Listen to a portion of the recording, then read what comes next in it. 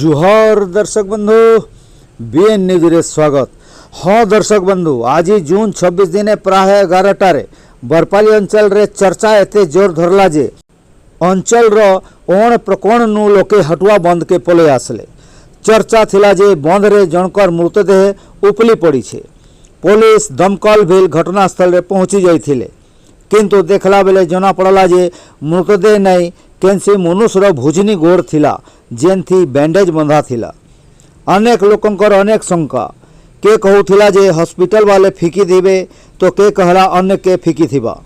बाकी हटुआ बंदर अवस्था अति कदर्जे हो जाइछे जे जाना पायला बंदे फिकी देला। 5टा घाट रे 2टा महिला मानकर गोदा घाट अच्छे। उक्त गोड़टा बस्ती आड़र महिला घाट रे पड़ी थिला। सकाले महिला माने गाधी आसी थिले, किंतु झगड़ा लगी कहीं देखी नहीं पारले। प्राय 11 बजे हठात के जने देखला परे सबु आड़े चर्चा है बसला। सूत्र अनुसार गला पर दिने राति बलांगीर जने बाइक सवार दुर्घटना होता। घटनास्थल रे ही तार मृत्यु हो जाइथिला।